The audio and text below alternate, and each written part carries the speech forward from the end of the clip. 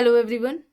आज की इस क्लास में समाजशास्त्र से संबंधित महत्वपूर्ण अवधारणाओं बेसिक कॉन्सेप्ट्स के बारे में इस क्लास में प्रश्नों को देखने वाले हैं एंड जिसमें प्रश्न रहने वाले हैं समुदाय, संस्था, समिति, संस्कृति, मानदंड एवं मूल्यों से। एंड ये क्लास आपकी समाजशास्त्र से संबंधित सभी परीक्षाओं के लिए इंपॉर्टेंट रहने वाली है। आप सभी इस क्लास को ज़्यादा से ज़्यादा लोगों के साथ शेयर जरूर कर दीजिए। एक इन्फॉर्मेशन है, समाजशास्त्र से संबंधित सभी परीक्षाओं के लिए यहाँ पर आपको प्रैक्टिस सेट एंड समाजशास्त्र के नोट्स पीडीएफ फॉर्मेट में प्रोवाइड कराए जा रहे हैं। इससे संबंधित जानकारी के लिए यहाँ पर एक व्हाट्सएप नंबर दिया गया है। नंबर है 790-555-3851। इस व्हाट्सएप नंबर पर आप मैसेज करके इससे जुड़ी हुई जानकारी ले सकते हैं। यहाँ पर आपको यूपी पीजीटी का प्रैक्टिस सेट मिल जाएगा। बिहार शिक्षक भर्ती के लिए Bihar state and Bihar PGT का प्रैक्टिस सेट आपको यहाँ पर मिल जाएगा। जीआईसी एग्जाम के लिए आपको यहाँ पर जीएस का, समाजशास्त्र का प्रैक्टिस सेट मिल जाएगा। जीडीसी एग्जाम के लिए भी आपको यहाँ पर समाजशास्त्र का मिल जाएगा practice set. And UGC net exam के लिए यहाँ पर प्रैक्टिस सेट है। आरपीएससी फर्स्ट ग्रेड के लिए भी आपको यहाँ पर समाजशास्त्र का प्रैक्टिस सेट मिल जाएगा। एंड बात की जाए असिस्टेंट प्रोफेसर के एग्जाम के लिए राजस्थान, तो राजस्थान असिस्टेंट प्रोफेसर के लिए भी आपको यहाँ पर समाजशास्त्र का, जीके का प्रैक्टिस सेट मिलेगा। एमपी असिस्टेंट प्रोफेसर के लिए समाजशास्त्र का और इसके जीएस का प्रैक्टिस सेट आपको यहाँ पर मिल जाएगा। और अब बात की जाए समाजशास्त्र के नोट्स के लिए, जो कि यूपी पीजीटी के लिए हैं। एंड इस नोट्स में आपके सारे टॉपिक्स कंप्लीट कराए गए हैं। ठीक है, यूपी पीजीटी का जो आपका सिलेबस है उसके अनुसार ही ये सारे आपके नोट्स तैयार किए गए हैं। इसमें सभी आपको टॉपिक्स देखने को मिलेंगे। आरपीएससी सेकेंड ग्रेड की अगर बात की जाए तो इसके भी आपको नोट्स यहाँ पर मिल जाएंगे। एंड ये बेसिक कॉन्सेप्ट से रिलेटेड नोट्स हैं, जो कि आपको सभी एग्जाम्स में ये टॉपिक्स, ये कॉन्सेप्ट देखने को मिलेंगे। तो आप अगर इन्हें लेना चाहते हैं तो इन्हें भी आप ले सकते हैं। थिंकर्स से रिलेटेड भी आपको यहाँ पर नोट्स मिल जाएंगे। इसमें इंडियन थिंकर्स भी दिए गए हैं। कोई भी किसी तरह की जानकारी चाहते हैं तो ये यहाँ पर नीचे व्हाट्सएप नंबर दिया गया है 790-555-3851। इस पर आप मैसेज करके पूरी जानकारी ले सकते हैं। बस कुछ ही देर में क्लास शुरू होने वाली है। आप सभी इस क्लास को, इस वीडियो को ज़्यादा से ज़्यादा लोगों के साथ शेयर जरूर कर दें। 150 प्रश्न हो गए थे, उसके बाद के प्रश्न आज इस क्लास में कराए जाएंगे। यहाँ तक हो गया था। चलिए यहाँ से शुरू करना है। देखिए प्रश्न है, सांस्कृतिक लय की अवधारणा प्रतिपादित की है। ऑप्शन है यहाँ पर क्रोबर, मोरिस ओपलर, टाइलर, मैकमेरेट। सांस्कृतिक लय की अवधारणा इनमें से किसके द्वारा दी गई थी? सांस्कृतिक लय का कॉन्सेप्ट किसके द्वारा दिया गया था? तो यहाँ पर राइट आंसर क्या हो जाएगा? मोरिस ओपलर। ठीक है, सांस्कृतिक लय का कॉन्सेप्ट किसका हो जाएगा? मोरिस ओपलर का हो जाएगा। विकल्प बी यहाँ पर राइट आंसर हो जाएगा। लय का तात्पर्य क्या है? लय किसे हम कहेंगे? तो लय एक तरह की विचारधारा होती है जो कि व्यक्तियों के व्यवहार को निर्धारित करती है या हम कहें निर्देशित करती है। लय क्या है? लय एक विचारधारा है। ठीक है, लय क्या है? विचारधारा है जो कि व्यवहारों को निर्देशित करती है। ठीक है, व्यवहारों को क्या करती है? निर्देशित करती है। तो आप ये ध्यान रखेंगे, ये कॉन्सेप्ट किसका है? ये ज़्यादातर एग्जाम्स में पूछा जाता है। क्रोबर की बात करें यहाँ पर, तो क्रोबर का कॉन्सेप्ट क्या हो जाएगा? सांस्कृतिक प्रबलता। सांस्कृतिक प्रबलता का कॉन्सेप्ट इनके द्वारा दिया गया है। और इसके अलावा प्रेरक सांस्कृतिक प्रसार। ठीक है, प्रेरक सांस्कृतिक प्रसार, ये भी अवधारणा इनके द्वारा, क्रोबर के द्वारा दी गई है। सांस्कृतिक लय की जो कॉन्सेप्ट है, अवधारणा है, ये ओपलर ने दी है। विकल्प बी यहाँ पर राइट होगा। लय क्या होती है? एक तरह की विचारधारा है। सांस्कृतिक लय क्या है? एक तरह की विचारधारा है जो कि व्यक्तियों के व्यवहारों को निर्देशित करती है। क्रोबर की अवधारणा सांस्कृतिक प्रबलता और प्रेरक सांस्कृतिक प्रसार है। चलिए आगे देखते हैं।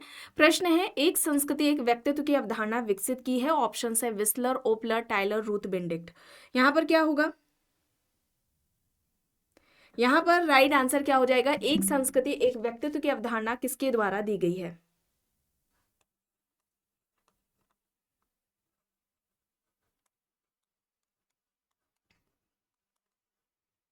किसका कॉन्सेप्ट है ये? रूथ बेनेडिक्ट का है। ठीक है, रूथ बेनेडिक्ट का है एक संस्कृति एक व्यक्तित्व की अवधारणा, रूथ बेनेडिक्ट की है। और इसके अलावा सांस्कृतिक, ठीक है, सांस्कृतिक प्रतिमान की अवधारणा भी रूथ बेनेडिक्ट ने दी है अपनी पुस्तक पैटर्न्स ऑफ कल्चर में, ठीक है। ये बुक पैटर्न ऑफ कल्चर्स, और ये जो कॉन्सेप्ट है सांस्कृतिक प्रतिमान, एक संस्कृति एक व्यक्तित्व की अवधारणा, ये आपके एग्जाम्स में पूछा जाता है। विस्लर की अगर हम बात करें तो इन्होंने सांस्कृतिक क्षेत्र की अवधारणा की बात की है, सांस्कृतिक क्षेत्र की अवधारणा दी है, जिसमें 9 तरह के सांस्कृतिक क्षेत्र इन्होंने बताए हैं। इंपॉर्टेंट है, याद रखेंगे, पूछा जा सकता है। सांस्कृतिक क्षेत्र की अवधारणा है जिसमें विस्लर ने 9 तरह के सांस्कृतिक क्षेत्र की बात की थी। इसके अलावा सांस्कृतिक केंद्र की अवधारणा, ठीक है, सांस्कृतिक केंद्र की अवधारणा दी है विस्लर ने। सांस्कृतिक केंद्र की अवधारणा के अलावा काल क्षेत्र की अवधारणा भी विस्लर की है, ठीक है। काल क्षेत्र की भी अवधारणा किसने दी है? विस्लर ने दी है। ये यहाँ पर सांस्कृतिक क्षेत्र है, सांस्कृतिक केंद्र है और काल क्षेत्र, ये किसके कॉन्सेप्ट है? विस्लर के यहाँ पर आपको बताए गए हैं, तो इसे आप ध्यान में रखेंगे। आगे देखते हैं, प्रश्न है, जब सांस्कृतिक मूल्य प्रतिमान आदि एक पीढ़ी से दूसरी पीढ़ी को हस्तांतरित हो जाते हैं, उसे बोर्डियो के अनुसार कहेंगे। ऑप्शन है संस्कृतिकरण, समाजीकरण, सांस्कृतिक पुनरुत्पादन, सांस्कृतिक हस्तांतरण। जब सांस्कृतिक मूल्य प्रतिमान आदि एक पीढ़ी से दूसरी पीढ़ी को हस्तांतरित हो जाते हैं, उसे बोर्डियो के अनुसार क्या कहा जाएगा? क्या कहेंगे उसे हम? यहां पर राइट आंसर क्या हो जाएगा? संस्कृतिकरण किसकी अवधारणा है? एम.एन. श्रीनिवास की अवधारणा है। श्रीनिवास का ये कॉन्सेप्ट है। समाजीकरण की बात सबसे पहले किसने की थी? G.H. Mead, George Herbert Mead ने की थी। और यहाँ पर सांस्कृतिक पुनरुत्पादन होगा, और ये अवधारणा किसकी है? बोर्दियो की है, ठीक है। ये अवधारणा किसकी हो जाएगी? बोर्दियो की हो जाएगी, ठीक है। बोर्दियो का ये कॉन्सेप्ट हो जाएगा। और इसके अलावा बोर्दियो की अगर हम बात करते हैं तो इन्होंने संपत्ति या पूंजी के 4 प्रकार बताए थे। एक तो इन्होंने आर्थिक पूंजी बताया है, इसके अलावा सामाजिक पूंजी, आर्थिक पूंजी हो जाएगा, सामाजिक पूंजी हो जाएगा, सांस्कृतिक पूंजी है, सांस्कृतिक पूंजी हो जाएगा, ठीक है। आर्थिक पूंजी है, सामाजिक पूंजी है, सांस्कृतिक पूंजी है, और फिर इसके अलावा प्रतीकात्मक पूंजी हो जाएगा, ठीक है। क्या होगा? प्रतीकात्मक पूंजी हो जाएगा। तो ये जो 4 प्रकार हैं वो किसके द्वारा बताए गए हैं? ये बोर्दियो के द्वारा बताए गए हैं, इसे आप याद रखेंगे। और यहाँ पर सांस्कृतिक पुनरुत्पादन की अवधारणा किसकी है? बोर्दियो की है, ठीक है। तो यहाँ पर क्या होगा? विकल्प सी यहाँ पर राइट होगा। आगे चलते देखते हैं, प्रश्न है, सत्य कथन का यहाँ पर चयन करना है। देखिए, विकल्प ए कह रहा है उप संस्कृति तथा प्रति संस्कृति दोनों मुख्य संस्कृति के द्वारा स्वीकृत होती हैं। विकल्प बी कह रहा है उप संस्कृति तथा प्रति संस्कृति दोनों ही मुख्य संस्कृति द्वारा अस्वीकृत होती हैं। विकल्प सी उप संस्कृति स्वीकृत होती है परंतु प्रति संस्कृति अस्वीकृत होती है। एंड विकल्प डी की बात करें तो यहाँ पर कह रहा है उप संस्कृति अस्वीकृत होती है पर प्रति संस्कृति स्वीकृत होती है। सही कथन का चयन करना है। क्या होगा यहाँ पर? यहाँ पर देखिए, उप संस्कृति तो समाज के द्वारा स्वीकृत होती है, पर जब हम प्रति संस्कृति की बात करते हैं तो ये समाज के द्वारा अस्वीकृत होती है। उप संस्कृति की अवधारणा की अगर हम बात करते हैं तो ये अवधारणा किसके द्वारा दी गई है? मैक्स वेबर के द्वारा दी गई, ठीक है। ये मैक्स वेबर का कॉन्सेप्ट है। प्रति संस्कृति की अगर हम जब बात करते हैं तो प्रति संस्कृति का कॉन्सेप्ट किसका हो जाएगा? मिल्टन सिंगर का। प्रति संस्कृति की अवधारणा किसने दी है? मिल्टन सिंगर ने दी है, ठीक है। तो यहाँ पर ऑप्शन सी होगा सही। चलिए अब यहाँ पर देखिए, संस्कृति जीवन व्यतीत करने की संपूर्ण विधि है या कहना है। ऑप्शन है टाइलर, रॉल्फ लिंटन, क्रोबर, मेलोनोव्स्की। बताएं, संस्कृति जीवन व्यतीत करने की संपूर्ण विधि है, ये किसके द्वारा बात कही गई है? बताएं, यहां पर राइट आंसर क्या होगा?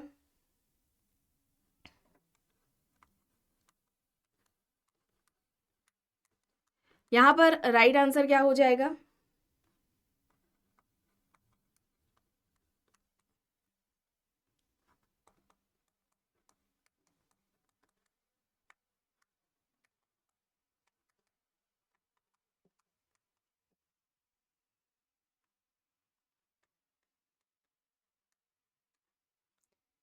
यहां पर राइट आंसर क्या होगा?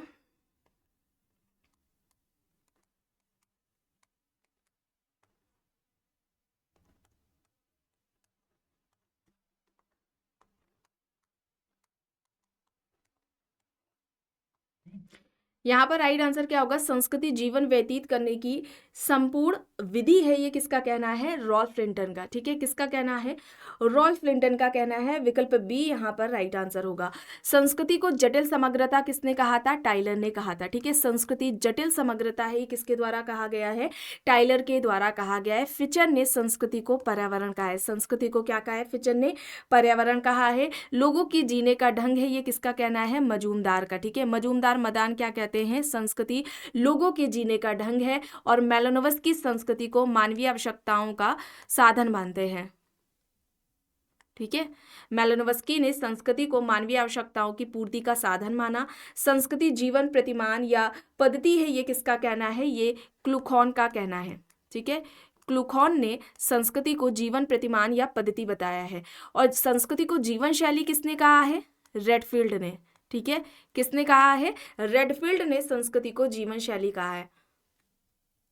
तो इन बातों को आप ध्यान में रखेंगे, एग्जाम्स में अक्सर पूछी जाती है। संस्कृति के बारे में टाइलर का क्या कहना है, टाइलर कहते हैं संस्कृति जटिल समग्रता है। फिचर कहते हैं संस्कृति पर्यावरण है।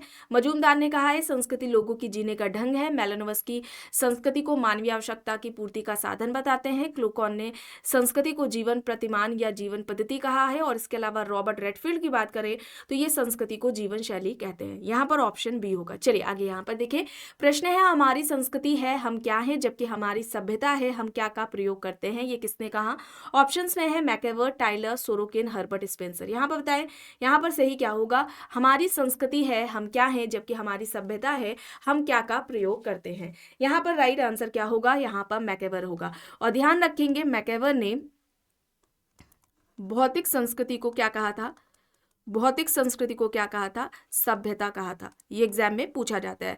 मैकेवन ने भौतिक संस्कृति को क्या कहा था, भौतिक संस्कृति को सभ्यता कहा था। सोरोकिन की बात करें तो इन्होंने चेतनात्मक संस्कृति की बात की है। ठीक है, चेतनात्मक संस्कृति, भावात्मक संस्कृति, भावात्मक संस्कृति और आदर्शात्मक संस्कृति की बात की है। ठीक है, तो इसे भी आप याद रखेंगे, एग्जाम्स में पूछ लिया जाता है। आगे देखते हैं, प्रश्न है पुस्तक से संबंधित द नेचर ऑफ कल्चर किसकी है, Kroeber, Ralph Linton, S T. Dube, Tylor यहाँ पर दी गई हैं। बताइए यहाँ पर सही क्या होगा।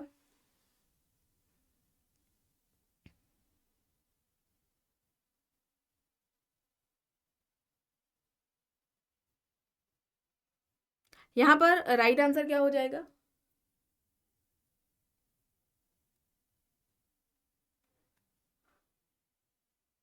द नेचर ऑफ कल्चर, ये किसकी हो जाएगी, द नेचर ऑफ कल्चर क्रोबर की है। ठीक है, क्रोबर की है, ऑप्शन ए यहाँ पर राइट हो जाएगा। टाइलर की पुस्तक का नाम है प्रिमिटिव कल्चर। ठीक है, प्रिमिटिव कल्चर है और ये कब आती है, इनकी 1871 में आती है। ठीक है, 1871 में आती है। इसके अलावा एक पुस्तक है a scientific theory of culture. ठीक है, ये किसकी हो जाएगी, ये मेलानोव्स्की की हो जाएगी। ठीक है, चलिए आगे देखते हैं। प्रश्न है, एक दलित जाति का व्यक्ति मांसाहारी भोजन करना छोड़ देता है और अनुष्ठानिक उपासना को अपनाता है, निम्न में से कौन सा इस व्यवहार को सर्वोत्तम ढंग से वर्णित करता है। ऑप्शन है यहाँ पर संस्कृतिकरण, पर संस्कृति ग्रहण या फिर समाजीकरण। एक दलित जाति का व्यक्ति मांसाहारी भोजन करना छोड़ देता है और अनुष्ठानिक उपासना को अपनाता है, निम्न में से कौन सा इस व्यवहार को सर्वोत्तम ढंग से वर्णित करता है। यहाँ पर इस प्रश्न का सही उत्तर क्या होगा, संस्कृतिकरण होगा, ऑप्शन ए। ठीक है, विकल्प ए यहाँ पर राइट आंसर हो जाएगा। यह अवधारणा किसकी है, एम.एन. श्रीनिवास की है। ठीक है, एम.एन. श्रीनिवास ने यह अवधारणा दी है संस्कृतिकरण की, और किस पुस्तक में दी है, बुक का नाम इंपॉर्टेंट है, religion and society among the Coorgs of South India. ठीक है, ये इनकी पुस्तक है, कब आती है, 1952 में पुस्तक आती है। इसी पुस्तक में श्रीनिवास ने संस्कृतिकरण की अवधारणा दी थी। इसमें क्या होता है, कोई निम्न हिंदू जाति या कोई जनजाति किसी उच्च या द्विज जाति की रीति रिवाज, उनकी प्रथाओं, जीवन शैलियों का कई पीढ़ियों तक अनुकरण करती है ताकि उनका जाति पद क्रम में जो स्थान है वो पहले से बेहतर हो सके। ठीक है, तो इसको संस्कृतिकरण कहा गया। समाजीकरण क्या होता है कि व्यक्ति जिस समाज का सदस्य होता है उस समाज के मूल्यों, मानदंडों, मानकों को आत्मसात करने की जो प्रक्रिया होती है उसको ही हम क्या कहते हैं, समाजीकरण कहते हैं, सोशलाइजेशन कहते हैं। ठीक है, तो इन बातों को आप ध्यान में रखेंगे। आगे यहाँ पर देखिए पुस्तक है प्रिमिटिव कल्चर। प्रिमिटिव कल्चर अभी आपको बताया गया, ये किसकी पुस्तक है, कब आती है, 1871 में आती है और ये पुस्तक टाइलर की है। विकल्प बी यहाँ पर राइट आंसर हो जाएगा। प्रश्न है किसका तर्क है कि संस्कृति अनिवार्यता मानव आवश्यकताओं का प्रत्युत्तर है। Robert Redfield, Linton, Malinowski, Radcliffe Brown. संस्कृति अनिवार्यता मानव आवश्यकताओं का प्रत्युत्तर है, ये बात किसके द्वारा कही गई है। और ध्यान रखेंगे टाइलर की जब बात आती है तो ये संस्कृति के औपचारिक जनक है। ठीक है, संस्कृति के औपचारिक जनक है ये टाइलर। चलिए अब यहाँ पर बताएं, संस्कृति अनिवार्यता मानव आवश्यकताओं का प्रत्युत्तर है, ये बात किसके द्वारा कही गई है, मैलिनोव्स्की ने। ठीक है, मैलिनोव्स्की ने मानवीय आवश्यकता का सिद्धांत दिया था। 3 तरह की आवश्यकताएं बताई थी, प्राथमिक, द्वितीयक, तृतीयक। और इन आवश्यकताओं की पूर्ति का साधन किसे बताया था, संस्कृति को साधन बताया था। और इसका निर्माण किसने किया है, कल्चर का निर्माण व्यक्ति ने ही किया है अपनी मानवीय आवश्यकताओं को पूरा करने के लिए। और संस्कृति किस तरह से मानवीय आवश्यकताओं को पूरा करने में योगदान देती है, उसी के संदर्भ में मैलिनोव्स्की फंक्शन यानी कि प्रकार की भी बात करते हैं। यहाँ पर ऑप्शन सी राइट आंसर होगा। आगे चलते हैं, देखते हैं प्रश्न। जब सांस्कृतिक तत्व पारस्परिक अर्थपूर्ण ढंग से जुड़ जाते हैं और वे मानव आवश्यकताओं की पूर्ति करते हैं तब वे कहलाते हैं। ऑप्शन है सांस्कृतिक प्रतिमान, सांस्कृतिक विलंबना, सांस्कृतिक सकुल, सांस्कृतिक तत्व। जब सांस्कृतिक तत्व पारस्परिक अर्थपूर्ण ढंग से जुड़ जाते हैं और वे मानव आवश्यकताओं की पूर्ति करते हैं तब वे कहलाते हैं। उन्हें क्या कहा जाएगा, क्या कहेंगे उसे हम, सांस्कृतिक सकुल कहेंगे। यहाँ पर ऑप्शन सी होगा, सांस्कृतिक सकुल। अब देखिए यहाँ पर सांस्कृतिक प्रतिमान है तो ये अवधारणा किसकी होगी, रूथ बेनेडिक्ट की होगी। सांस्कृतिक प्रतिमान की अवधारणा रूथ बेनेडिक्ट की है। सांस्कृतिक विलंबना की अवधारणा ये किसकी हो जाएगी, ऑगबर्न की हो जाएगी। ठीक है, ऑगबर्न की हो जाएगी सांस्कृतिक विलंबना की अवधारणा। सांस्कृतिक सकुल संस्कृति की सबसे बड़ी इकाई, संस्कृति की सबसे बड़ी इकाई। और वहीं पर अगर हम जब बात करते हैं सांस्कृतिक तत्व की तो यह संस्कृति की सबसे छोटी इकाई है, संस्कृति की सबसे छोटी इकाई, संस्कृति की सबसे छोटी इकाई सांस्कृतिक तत्व है। तो इसे आप याद रखेंगे। यहाँ पर क्या है, ऑप्शन सी यहाँ पर राइट आंसर हो जाएगा, इसे आप याद रखेंगे। आगे देखते हैं, प्रश्न है समाजशास्त्र सामाजिक सांस्कृतिक घटनाओं के समान स्वरूपों, प्रारूपों एवं अनेक प्रकार के अन्य संबंधों का समान विज्ञान है या तर्क है। ऑप्शन है सोरोकिन, जॉनसन, पार्सन, सिमिर। समाजशास्त्र सामाजिक सांस्कृतिक घटनाओं के समान स्वरूपों, प्रारूपों एवं अनेक प्रकार के अन्य संबंधों का समान विज्ञान है या तर्क किसका है। यहाँ पर सही क्या होगा, यहाँ पर सोरोकिन होगा। और ध्यान रखेंगे सोरोकिन ने सामाजिक परिवर्तन का सांस्कृतिक गत्यात्मकता का सिद्धांत दिया था। सांस्कृतिक गत्यात्मकता का सिद्धांत दिया था, किसने दिया था, सोरोकिन ने दिया था। अच्छा, किस पुस्तक में दिया था, ये भी इंपॉर्टेंट हो जाता है, तो ध्यान रखेंगे सोशल एंड कल्चरल डायनेमिक्स। ठीक है, इसे आप याद रखेंगे। इसी पुस्तक में सोरोकिन ने सामाजिक परिवर्तन का सांस्कृतिक गत्यात्मकता का सिद्धांत दिया था। इनके इस सिद्धांत को सीमाओं का सिद्धांत, ठीक है, सीमाओं का सिद्धांत, पेंडुलम का सिद्धांत, ठीक है, सीमाओं का सिद्धांत है, पेंडुलम का सिद्धांत है, उतार चढ़ाव का सिद्धांत, ठीक है, उतार चढ़ाव का सिद्धांत के नाम से जाना जाता है। आगे देखते हैं प्रश्न, सांस्कृतिक पारिस्थितिकी की अवधारणा से संबंधित है। आर पार्क, के एस सिंह, जूलियन स्टीवर्ट, ओपलर। सांस्कृतिक पारिस्थितिकी की अवधारणा किसके द्वारा दी गई है, बताएं। सांस्कृतिक पारिस्थितिकी की अवधारणा से संबंधित है, यह अवधारणा किसके द्वारा दी गई है। यहां पर सही क्या होगा, सांस्कृतिक पारिस्थितिकी की अवधारणा किसके द्वारा दी गई है? जूलियन स्टीवर्ट के द्वारा दी गई है। जूलियन स्टीवर्ट, ऑप्शन सी यहाँ पर राइट होगा। और यहाँ पर आप देख रहे हैं रॉबर्ट पार्क। रॉबर्ट पार्क ने आत्मसात की अवधारणा दी थी, ठीक है, आत्मसात की अवधारणा दी थी, या अगर हम कहें सात्मीकरण की अवधारणा, ठीक है, सात्मीकरण की अवधारणा, इस तरह से दोनों में से ही पूछा जा सकता है। आत्मसात या सात्मीकरण एक ही है, ये कॉन्सेप्ट इनके द्वारा दिया गया है। और इन्होंने कहा था आत्मसातकरण की जो प्रक्रिया है उसके इन्होंने 4 चरण बताए हैं, ठीक है। कितने चरण बताए हैं? 4 चरण बताए। इन्होंने कहा आत्मसात 4 चरणों से होकर के गुजरता है। पहला जो इन्होंने बताया है वो संपर्क को बताया, ठीक है, पहला संपर्क को बताया। दूसरा इन्होंने प्रतियोगिता को बताया, ठीक है, दूसरा क्या हो जाएगा? प्रतियोगिता है। तीसरा इन्होंने समायोजन को बताया, ठीक है, तीसरा इन्होंने किसे बताया? समायोजन को। और चौथा इन्होंने आत्मसात को बताया, ठीक है, चौथा इन्होंने आत्मसात को बताया। संपर्क हो गया, प्रतियोगिता है, समायोजन है, आत्मसात, ये 4 चरणों से होकर आत्मसात की प्रक्रिया, मतलब कि आत्मसात की जो प्रक्रिया है वो होकर के गुजरती है, जिसको इन्होंने, ठीक है, इसे इन्होंने प्रजातीय संबंधों का चक्र भी कहा, प्रजातीय संबंधों का चक्र। तो ध्यान रखेंगे, इस तरह से भी पूछा जा सकता है प्रजातीय संबंधों का चक्र किसकी अवधारणा है, ठीक है, रॉबर्ट पार्क की है।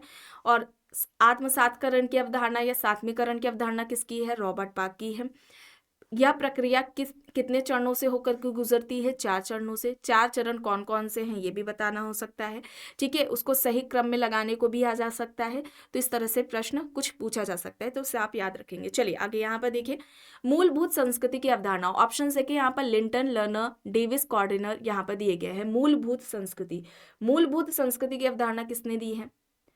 कॉर्डिनर ने किसकी दी थी? मूलभूत व्यक्तित्व की अवधारणा, ठीक है, कंफ्यूज नहीं होंगे। कॉर्डिनर ने मूलभूत व्यक्तित्व की अवधारणा दी है। मूलभूत संस्कृति की अवधारणा लिंटन द्वारा दी गई है। यहाँ पर ऑप्शन ए यहाँ पर राइट आंसर हो जाएगा। एक कॉन्सेप्ट है रूपात्मक व्यक्तित्व का, ठीक है, रूपात्मक व्यक्तित्व का कॉन्सेप्ट है, और ये किसके द्वारा दिया गया है? तो ध्यान रखेंगे, कोरा डू बोआस का अवधारणा है ये, ठीक है, कोरा डू बोआस की अवधारणा है रूपात्मक व्यक्तित्व की। चलिए आगे देखते हैं। प्रश्न है, निम्न में से संस्कृति को मानवीय समाज के प्रति एक अनुक्रिया के रूप में माना है? ऑप्शन है Redfield, Radcliffe Brown, Malinowski, Linton. संस्कृति को मानवीय समाज के प्रति एक अनुक्रिया के रूप में माना है। यहाँ पर सही क्या होगा? मेलानोव्स्की, ऑप्शन सी यहाँ पर राइट होगा।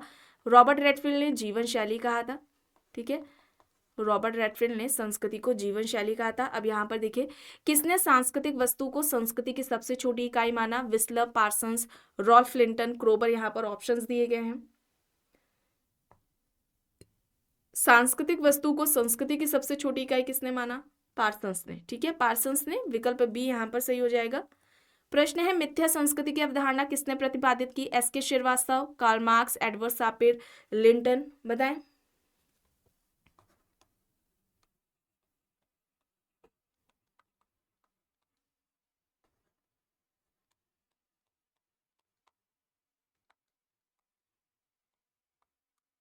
यहाँ पर एडवर्ड सापिर हो जाएगा, ठीक है। और एडवर्ड सापिर ने समूह को विशेष स्वार्थ के आधार पर परिभाषित किया था। विशेष स्वार्थ या फिर हित, है ना, इस तरह से पूछा जा सकता है, तो ये कीवर्ड याद रखेंगे। विशेष स्वार्थ या हित के आधार पर समूह की परिभाषा किसने दी है? एडवर्ड सापिर ने।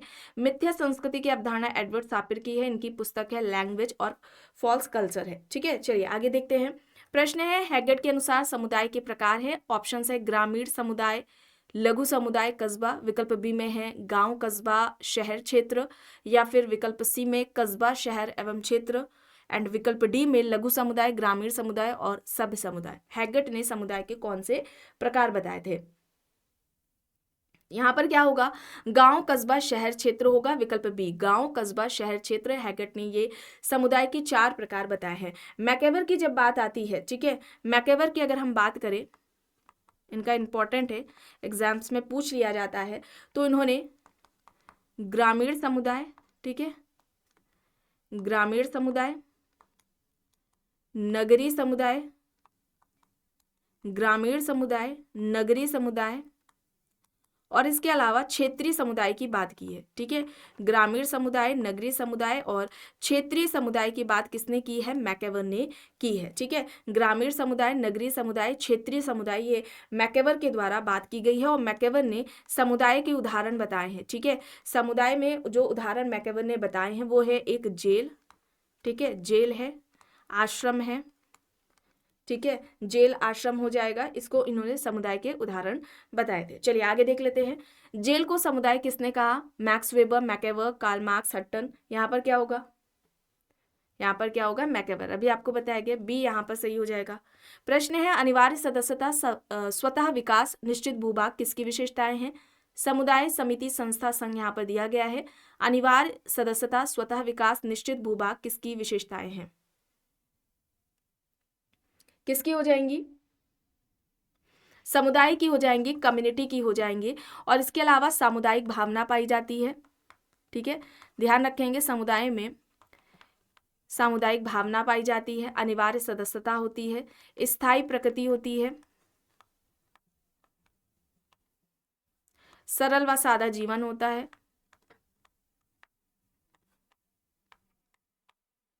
अनौपचारिक संबंध पाए जाते हैं,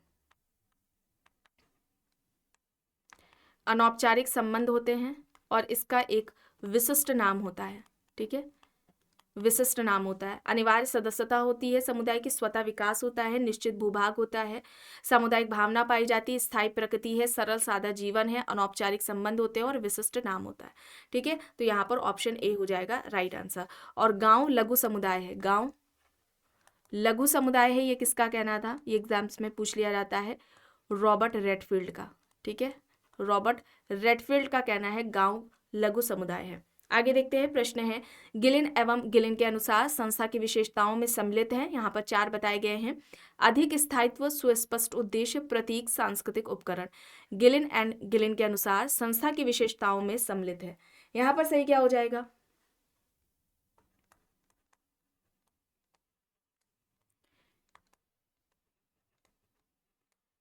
यहाँ पर राइट आंसर क्या हो जाएगा, ये चारों, ठीक है। अधिक स्थायित्व, सुस्पष्ट उद्देश्य, प्रतीक, सांस्कृतिक उपकरण, ऑप्शन सी, यहाँ पर ये सारे हो जाएंगे, विकल्प सी यहाँ पर राइट होगा। और इनकी पुस्तक है सांस्कृतिक समाजशास्त्र, कल्चरल सोशोलॉजी, गिलिन ने बुक दी है। और इसके अलावा सामाजिक प्रक्रिया के गिलिन ने प्रकार कितने बताए हैं, सामाजिक प्रक्रिया के प्रकार कितने बताए हैं, इन्होंने 3 बताए हैं। पहला यहाँ पर हो जाएगा समान सामाजिक प्रक्रिया, समान सामाजिक प्रक्रिया। दूसरा हो जाएगा सहयोगी प्रक्रिया, ठीक है, सहयोगी प्रक्रिया हो जाएगा। और तीसरा यहाँ पर असहयोगी प्रक्रिया हो जाएगा, असहयोगी प्रक्रिया, तीसरा क्या होगा, असहयोगी प्रक्रिया हो जाएगा। तो ये 3 प्रकार इन्होंने बताए हैं, ठीक है, गिलिन ने। चलिए आगे देखते हैं, प्रश्न है निम्न में से कौन सा सही नहीं है। देखिए विकल्प ए है सभ्यता की माप संभव है, संस्कृति की नहीं। विकल्प बी है सभ्यता में रेखीय परिवर्तन होता है जबकि संस्कृति में चक्रीय परिवर्तन। विकल्प सी सभ्यता मूर्त है, संस्कृति अमूर्त है। विकल्प डी उपर्युक्त सभी यहाँ पर सही है। क्या होगा यहाँ पर, कौन सा सही नहीं है, सभ्यता की माप संभव है, संस्कृति की नहीं, सभ्यता में रेखीय परिवर्तन होता है, संस्कृति में चक्रीय परिवर्तन। विकल्प सी है सभ्यता मूर्त है, संस्कृति अमूर्त है। और विकल्प डी उपर्युक्त यहाँ पर सभी सही हैं। तो क्या होगा, सही यहाँ पर नहीं है।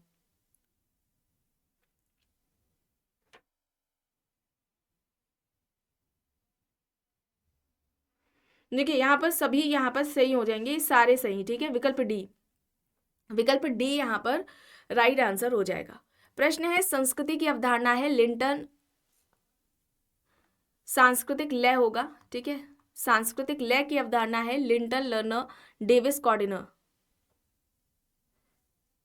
बताएं, सॉरी, सांस्कृतिक लय तो ओपलर होगा, ठीक है, विकल्प है नहीं, यहाँ पर मूलभूत होगा। एक सेकेंड, मूलभूत संस्कृति की अवधारणा, ठीक है।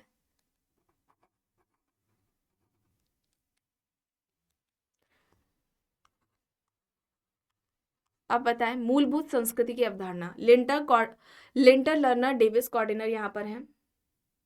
मूलभूत संस्कृति की अवधारणा लिंटन की हो जाएगी, ठीक है। लर्नर की सांस्कृतिक प्रसार, लर्नर ने सांस्कृतिक प्रसार की अवधारणा दी थी। ठीक है, इसे आप याद रखेंगे। सांस्कृतिक प्रसार की अवधारणा लर्नर ने दी है। आगे देखते हैं, प्रश्न है, निम्न में से संस्कृति को मानवीय समाज के प्रति एक अनुक्रिया के रूप में माना है? Robert Redfield, Radcliffe Brown, Malinowski, Linton. ये रिपीट हुआ है। संस्कृति को मानवीय समाज के प्रति एक अनुक्रिया के रूप में माना, मेलानोव्स्की ने। ऑप्शन सी यहाँ पर है। आखिरी प्रश्न है, एक संस्कृति एक व्यक्तित्व की अवधारणा विकसित की है। ये भी प्रश्न रिपीट हुआ है। तो यहाँ पर क्या हो जाएगा, ये कॉन्सेप्ट किसके द्वारा दिया गया है? रूथ बेनेडिक्ट के द्वारा दिया गया है। सांस्कृतिक प्रतिमान इनकी अवधारणा है, कल्चर पैटर्न। और अगर पूछा जाता है सामाजिक परिवर्तन के प्रतिमान की अवधारणा किसने दी, सामाजिक परिवर्तन प्रतिमान की बात किसने की है, तब वहां पर मैकेवर हो जाएंगे। ठीक है, तब वहां पर किसका नाम आएगा? मैकेवर का नाम आएगा। यहाँ पर ऑप्शन डी है। तो आज की इस क्लास में बस इतना ही। आई होप ये आपको क्लास पसंद आई होगी। अगर पसंद आई है तो प्लीज़ लाइक करिएगा, कमेंट करके ज़रूर बताइएगा। चैनल पर अगर आप नए हैं तो चैनल को भी ज़रूर सब्सक्राइब कर लीजिएगा। एंड इस वीडियो को जितना हो सके ज़्यादा से ज़्यादा लोगों के साथ शेयर भी ज़रूर करिएगा।